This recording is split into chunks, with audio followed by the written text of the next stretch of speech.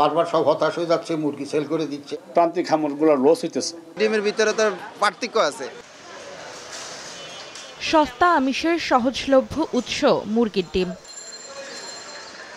এই ডিমের দামই কমছে বাজারে। মাস ব্যবধানে রাজধানীর তেজগাঁও পাইকারি আড়তে গেল বুধবার ১০০ লাল ডিম বিক্রি হয় ৭৫০ থেকে ৭৮০ টাকায়। এক সপ্তাহ আগে যা ছিল ৮১০ থেকে ৮২০ টাকা, এক মাস আগে ৯৫০ আর এক বছর আগে বিক্রি হয়েছে ১১০০ টাকায়।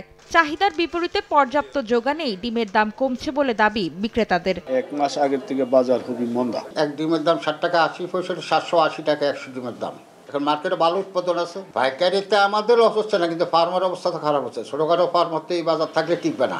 পাইকারিতে বড় ব্যবধানে দাম কমলেও তেমন একটা প্রভাব নেই মাত্র ৭৫০ মিটার দূরের কাউরান বাজারে। ডজনে ২৫ থেকে ৩০ টাকা বেশিতে হয় বেচা কেনা। লাল ডিম বিক্রি করতেছি আমরা ১২০ টাকা, আর সাদা ডিম বিক্রি করতেছি ১১০ টাকা।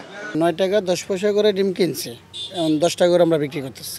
কয়েক মিটার দূরে তুলনামূলক পাইকারি খ্যাত দোকানে আবার এক ডজনের দাম পড়ে ১০৮ থেকে ১১০ টাকা। ১০৮ টাকা পড়তে আছে পাইকারি দাম, বিক্রি করি এই দামে, আর আমরা খুচরা বেশি ১১০ টাকা। ডিমের দাম বেড়ে গেলে যেমন ভোক্তার ব্যয় বাড়ে, তেমনি কমে গেলে লোকসানে পড়েন খামারিরা। এ অবস্থায় অস্বস্তির শঙ্কা দূর করতে সরকারকে মধ্য দীর্ঘমেয়াদী সংরক্ষণের উদ্যোগ নেওয়ার তাগিদ পোল্ট্রি বিশেষজ্ঞদের।